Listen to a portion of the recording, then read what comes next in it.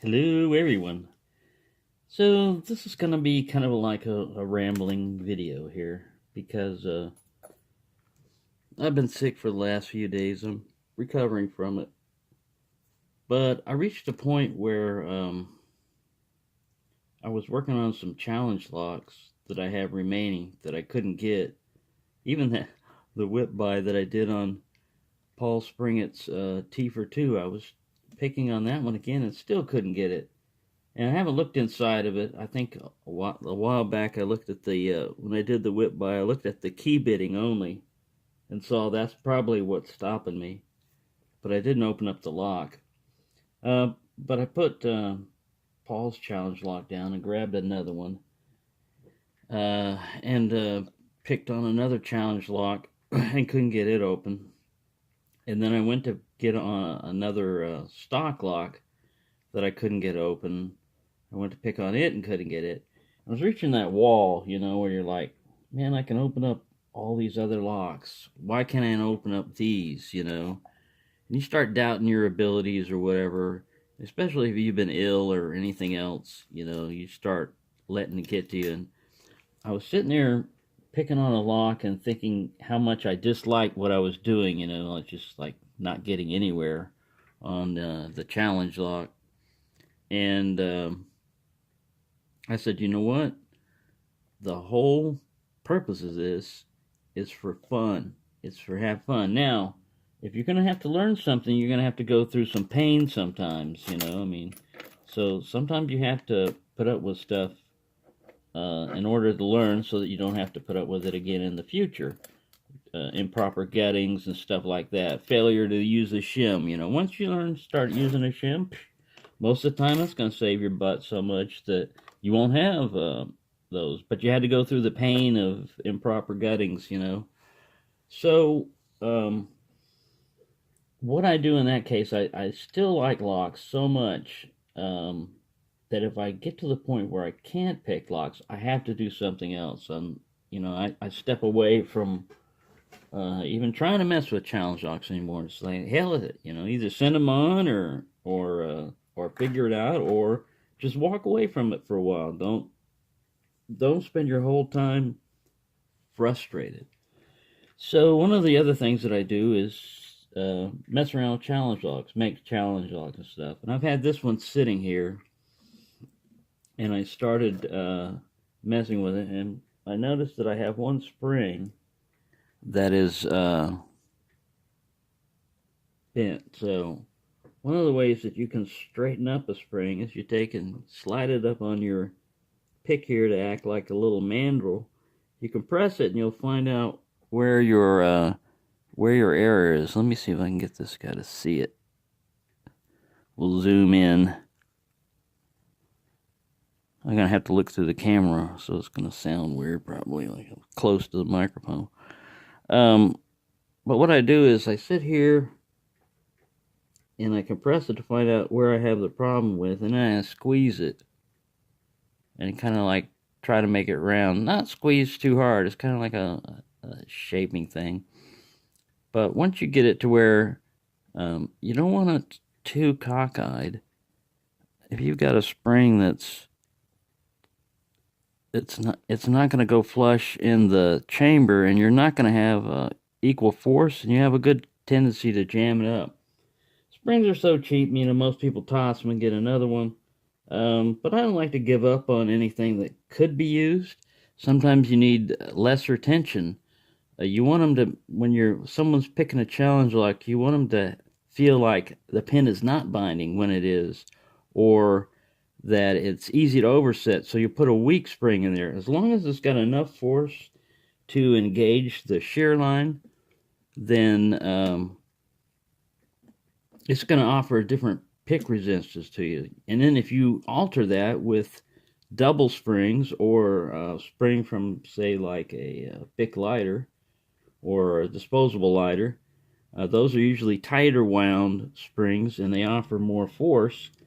You don't want to make it too strong because you can get pick breakers in there basically that they'll feel like they're set, but they're not. It's got such a strong spring pressure on it that you're going to feel like that pin is set, and if it gives you any give, that's when you're going to overset that thing and snap your pick. So we don't want to make, like, I don't want to make cannibalistic locks, that destroy picks, but it happens, if you make a good challenge lock and you're trying to resist, what people are going against, especially if you're a picker, and you make a challenge lock, you're trying to throw in all the things that have given you problems when you picked. Radical bidding, spools. I really love spools. First time I ran into a spool, I was hooked. I was, oh man, I love these things. And I ran into it in a Brinks padlock. Got it up here. This is the first one that I learned how to pick spools on. But learning how to counter rotate, that was so much fun. So I usually try to incorporate that in locks. Now this particular ERA here that I'm working on, it already has some spools in it, and they're pretty good. They're pretty deep spools.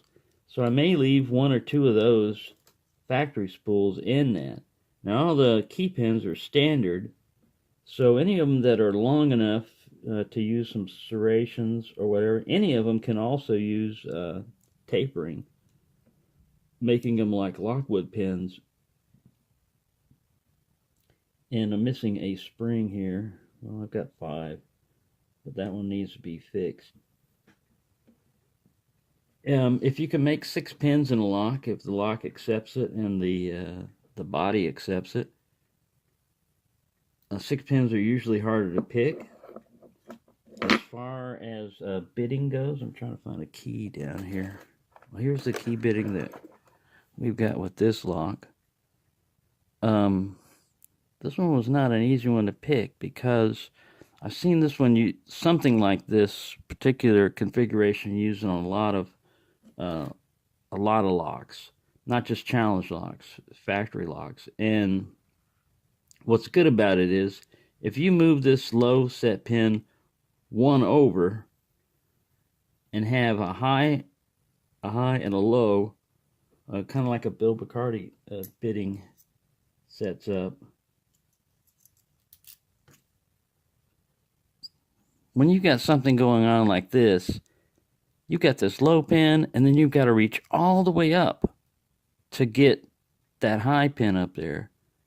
And then you got to go lower and then all the way up without upsetting that. So the further you've got to go back, if you've got 6 pins instead of 5, the further you've got to go back, the higher likelihood chance you're going to overset this one in the process of trying to set one of those, or any of those down there in this particular case. But I don't have a key cutting machine, but I do have a file. So if I had pins that match, key pins that match this one down here, I could turn this particular bidding into a Bill Bacardi type of challenge like bidding, just with a file and changing the key pins, making them longer and more radical.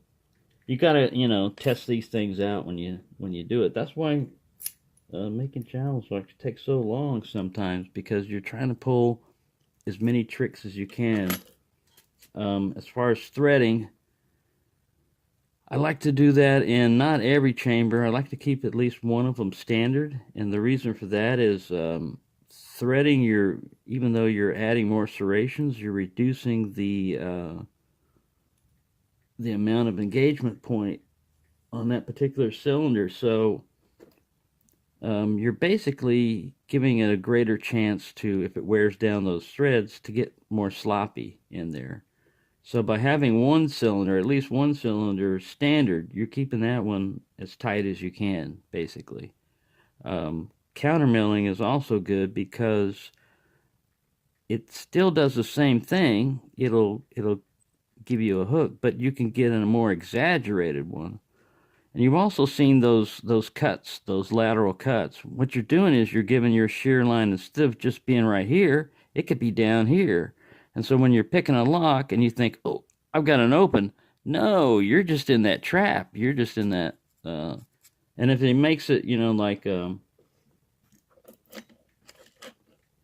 Pick Me 1970 or Pick a Winner. When Pick a Winner was making locks, he designed it so that you had the pin rolling in that trap right there, and if you got into that one, you weren't going to get it out.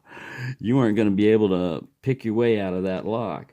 He could make it basically, almost unpickable. And that was his whole purpose for into Locksport, was to see if he could make a unpickable lock, and he did, and it just didn't interest him anymore. He'd achieved his goal. Me, it's going to be endless. I mean, there's always going to be something else I can get into. Dimple locks, or, just name it, making picks, making pick handles, get a 3D printer, and you can do anything. But I try to keep it, within a small apartment range and fixed income, that type of stuff. But you can still have fun, and that was my main purpose of this, was, well, why go into, why do challenge locks and stuff, is because you can still learn about picking quite a bit, learn about what goes on inside a lock and what changes it and what makes a good lock and what makes a easy to pick lock. And you never know. I mean, sometimes I put some really wild tricks in here, like ball bearing, 2 ball bearings stuck together with a pin, which is basically a piece of chain. And when you get one of those in there, it'll give you that deep falset, but you've got 1 ball bearing hanging down here, not physically connected. It can be loose to the other one up here. So when you push down on the thing that's engaging, all you're doing is pushing on the metal rod and not really engaging it. So it can be pretty wild getting out of one of those. Basically, you can't set it. You have to back it off and let it drop in to where you can push up on both, the connecting balls together. But the first time I did that, I had so much tension on one that I was making that I broke the ball and picked it that way, because that was what was setting it. And the way I found out is when I went to gut it, I found on a key pin a ball bearing, and there shouldn't have been one. It should have been up in the driver's section. So you can have a lot of fun doing other things, than picking, and you can get back to it. I mean, every challenge like that I make, I try to pick it myself, to see how long it takes me. And man, some of them have been tricky, and some of them are surprisingly easy to get into after all the modifications you do. You'll find that they're not as hard as you thought, or if you're trying to get it like a deep falset, it doesn't give you that at all. I mean, you can pick the thing open without engaging the spool. So that's another thing, is you have to position your security feature basically in the cylinder so that it'll work. Otherwise, there's no use having a spool if you've got a very high, like an overset trap. But if it's deep enough that it can wiggle around in there, then it's gonna act as a spool, in any of the positions that it engages. But if that key pin is so long that, I'll use this one as an example. If it's so long that even this long one right here, the spool would still have some effect. Yeah, quite a bit. Actually, more so than the deeper one, unless you were pushing it up a bit. But that's a good setup right there. That spool and that pin. And you wouldn't think so, unless you tried it. So I'm going to keep that one with that one. But yeah, that's just kind of like a rambling, because I haven't done a video where I felt like talking much about anything for lock picking, because I was kind of like discouraged because of those challenge locks. But you're not going to be able to get through every lock. You're not going to be able to pick every lock. And if you reach at the point where you're not having fun anymore and you're just spinning your wheels, thinking negative thoughts, basically, like, yeah, man, you really suck as a picker, other people could have gotten into this lock. It doesn't matter what other people could have done, you know. It's just me against the lock, you know. It's not me against anything else. Um, when I was first picking on locks that would run into that a lot, I would say, man, here's this Master 930 or whatever this person got right into. That was a 570. You know, they just pick into it like it's one of the easiest locks in the world. I think Helpful Locker Picker did a video on how easy it was to get into his 570. And that thing was a challenge for me. It's the first one I had to send to Pickaholic. You know, I said, man, somebody's got to get into this, and I'm sure he can.